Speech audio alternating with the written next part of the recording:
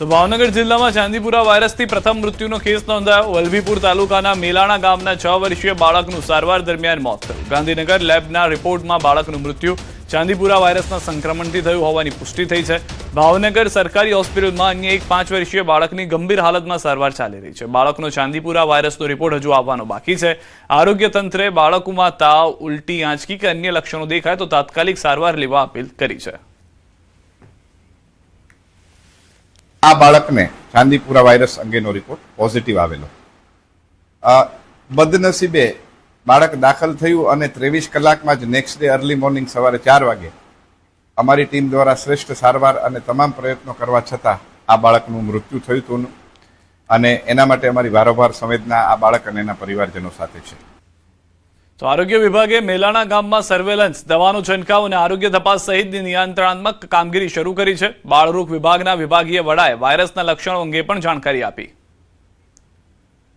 ચાંદીપુરા એન્કેફેલાઇટિસ છે એ send fly નામની માખીના કરડવાથી થતો રોગ છે અને એમાં મુખ્યત્વે અતિ સખત તાવ આવવો, ભારે તાવ આવે, ઝાડા ઉલટી, કોઈ કેસમાં પેટમાં દુખાવો, બાળક અર્ધબેભાન જેવું જણાય કે આંચકી શરૂ થઈ જાય એવા લક્ષણો જોવા મળતા હોય છે।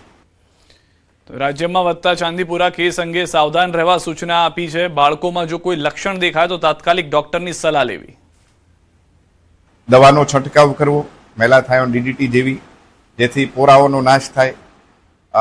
બાળકોને ભેજવાળા વાતાવરણમાં બહુ બહાર ન મોકલવા, આખા કપડાં પહેરાવા જેથી મચ્છર માખી જેવી બાઇટ ન થઈ શકે, જેથી એના રોગોથી આપણે બચાવી શકીએ। અને આવા કોઈ પણ લક્ષણો દેખાય તો પ્રાથમિક સારવાર નજીકના ડોક્ટર પાસે લઈ અને તાત્કાલિક તેઓ અહીંયા સરટી હોસ્પિટલના અમારા વિભાગ ખાતે મોકલી આપે। તો ગુજરાતમાં ચાંદીપુરા વાયરસના કેસ વધતા સુરેન્દ્રનગર જિલ્લા આરોગ્ય વિભાગ સતર્ક થયું છે। અગમચેતીના ભાગરૂપે શહેરની મુખ્ય સરકારી ગાંધી હોસ્પિટલના ICU વોર્ડમાં જરૂરી દવા, ઇન્જેક્શન, વેન્ટિલેટર અને ડોક્ટર્સની સુવિધા સાથે 10 સ્પેશિયલ બેડ તૈયાર કરવામાં આવ્યા છે। ભાવનગરમાં તાજેતરમાં એક બાળકનું મોત થતા સિવિલ સર્જને લોકોને ખાસ તકેદારી રાખવા અપીલ કરી છે। નાના બાળકોને પૂરા વસ્ત્રો પહેરાવવા અને ઘર આસપાસ સફાઈ રાખવી અને લક્ષણો જણાતા તરત તબીબી સારવાર લેવાની સલાહ આપવામાં આવી છે।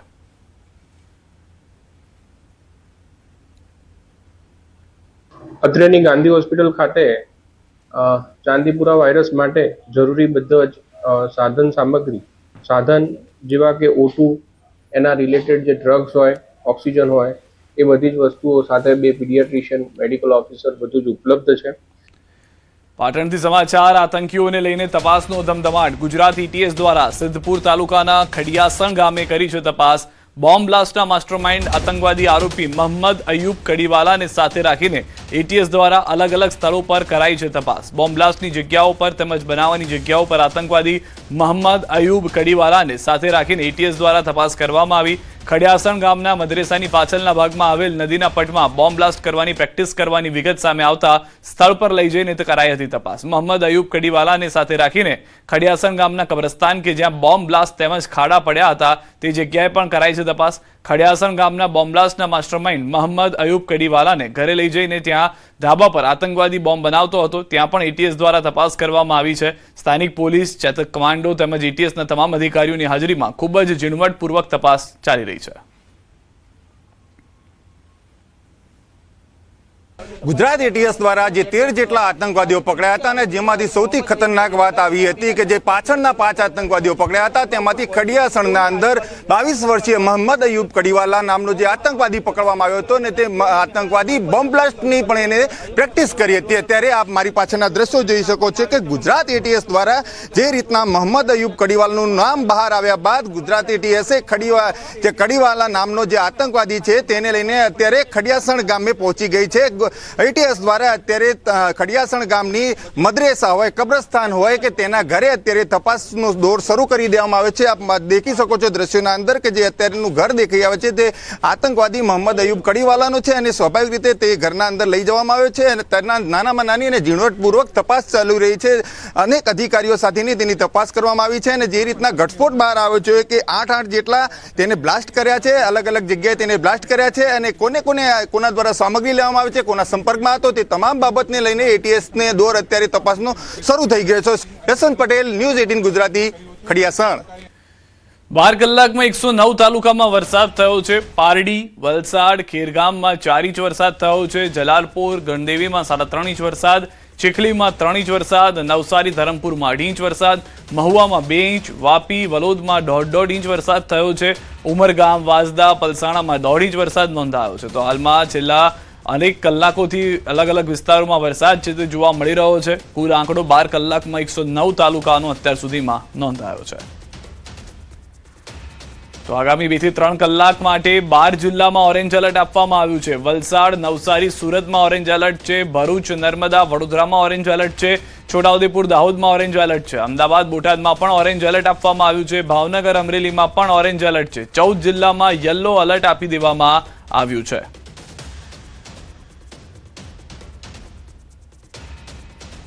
તો ગુજરાતમાં અનેક જિલ્લાઓમાં મેઘરાજાની મહેર જોવા મળી રહી છે. દક્ષિણ ગુજરાતથી લઈને મધ્ય ગુજરાત સુધી વરસાદી માહોલ જામ્યો છે. ક્યાંક ધીમી ધારે તો ક્યાંક ભારે વરસાદ વરસી રહ્યો છે. સુરત જિલ્લામાં ફરી એકવાર વરસાદી માહોલ જોવા મળ્યો. બારડોલી, પલસાણા, મહુવા અને અંબિકા તાલુકામાં મેઘમહેર થઈ. બારડોલી પંથકમાં વરસાદને પગલે અનેક માર્ગો પર વરસાદી પાણી ભરાયા હતા. વડોદરા જિલ્લાના સાવલી તાલુકામાં પણ મેઘરાજાની પધરામણી થઈ. સાવલી નગર અને આસપાસના વિસ્તારોમાં ખેતીલાયક વરસાદ થતા ખેડૂતોમાં ખુશીની લહેર જોવા મળી. બીજી તરફ પંચમહાલ જિલ્લામાં પણ મેઘરાજા એન્ટ્રી કરી છે. ગોધરા શહેરમાં વરસાદી માહોલ જોવા મળ્યો હતો. શહેરના અનેક વિસ્તારોમાં હળવાથી ભારે વરસાદી ઝાપટા પડ્યા હતા. સૌરાષ્ટ્રના અનેક જિલ્લાઓમાં પણ લાંબા વિરામ બાદ મેઘરાજાએ ફરી એન્ટ્રી કરી છે. જૂનાગઢ, અમરેલી, રાજકોટ અને દ્વારકા જિલ્લામાં વરસાદ વરસતા વાતાવરણમાં ઠંડક પ્રસરી ગઈ છે. તો ખેડૂતોમાં પણ ખુશીનો માહોલ જોવા મળી રહ્યો છે. ભવનાથ વિસ્તાર સહિત શહેરના અનેક વિસ્તારોમાં વરસાદી માહોલ જોવા મળ્યો હતો. અમરેલી જિલ્લામાં પણ વરસાદી ઝાપટા નોંધાયા હતા. અમરેલી શહેર, બગસરા પંથક ઉપરાંત ગીરિયા, ઈશ્વરિયા, ચક્કરગઢ, રંગપુર, માચિયાળા અને પ્રતાપપરા સહિતના વિસ્તારોમાં વરસાદ વરસ્યો હતો. રાજકોટ જિલ્લાના ધોરાજી પંથકમાં લાંબા વિરામ બાદ મેઘમહેર થઈ છે. ધોરાજી શહેર અને આસપાસના ગ્રામ્ય વિસ્તારોમાં મેઘરાજાની ધમાકેદાર એન્ટ્રી જોવા મળી હતી. ખંભાળિયામાં ધીમી ધારે વરસાદ શરૂ થયો હતો અને આસપાસના ગામડાઓમાં પણ છૂટોછવાયો વરસાદ નોંધાયો હતો. વરસાદને કારણે રસ્તાઓ ભીના થયા હતા, જ્યારે આગોતરા કરાયેલા મગફળીના વાવેતરને નવું જીવનદાન મળ્યું છે. સુરતથી સમાચાર. ભગવાન મહાવીર વેસુ પાસે ઓફિરા બિઝનેસ હબમાં પાણી ભરાવાની ઘટના બની છે. બેઝમેન્ટમાં પાણી ભરાતા માછલી મળી આવી છે. દુકાનદાર માછલીને પાણીમાં ભરી બહાર લાવ્યા હતા. સુરત મહાનગરપાલિકાની ઢીલી નીતિથી કંટાળેલા દુકાનદારે માછલીનું નામાંકરણ કરી એસએમસી રાખ્યું છે. પાલિકા દ્વારા આપેલી આ મને ગિફ્ટ છે, હું આને સાચવીશ. પાલિકા અમારો ખ્યાલ નથી રાખતા, પણ તેમની આપેલી ગિફ્ટનો હું સાચવીશ તેવું દુકાનદારે કહ્યું છે.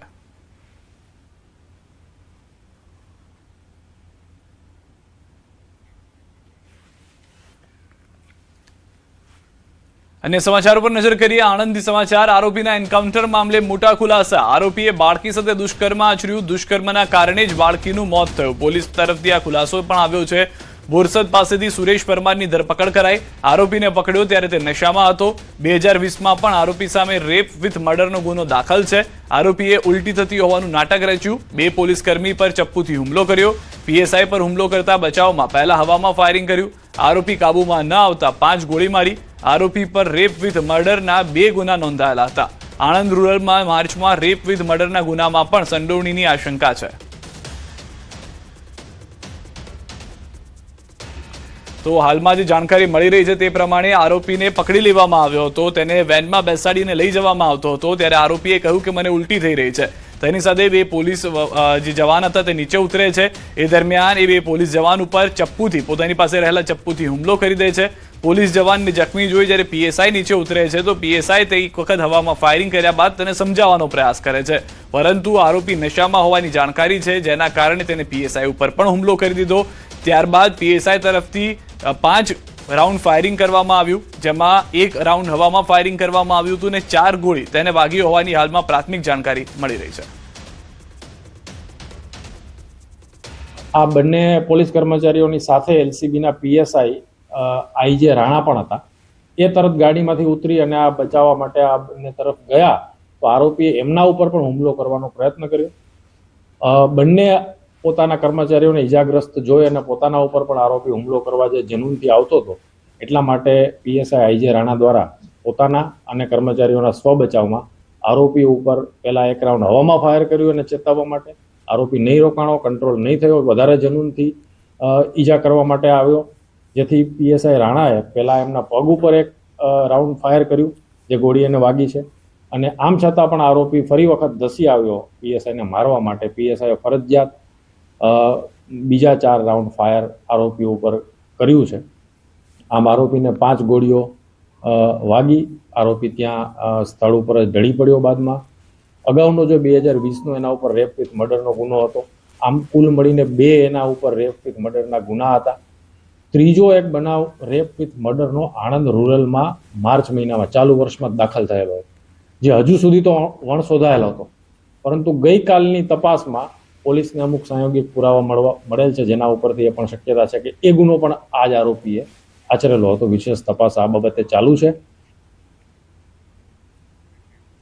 અન્ય સમાચાર, તાપીના લીલાછમ જંગલોમાં લાકડાની ચોરી રોકવા નીકળેલા વન વિભાગના આરએફઓ વિકાસ દેસાઈનું ફરજ દરમિયાન કરુણ મૃત્યુ થયું છે. સોનગઢના જૂના આરટીઓ નજીક મોડી રાત્રે શંકાસ્પદ લાકડા ભરેલી ઇનોવા કારનો પીછો કરતી વખતે તેમની બલેનો કાર અને ઇનોવા વચ્ચે ગંભીર અકસ્માત સર્જાયો. અકસ્માતમાં બંને વાહનોનો કચ્છરઘાણ વળ્યો. ઘટનામાં આરએફઓ વિકાસ દેસાઈ અને ઇનોવા કારમાં સવાર રેહાન ગામિતનું ઘટના સ્થળે જ નીપજ્યું છે મોત. પોલીસે બંને મૃતદેહને પોસ્ટમોર્ટમ માટે મોકલી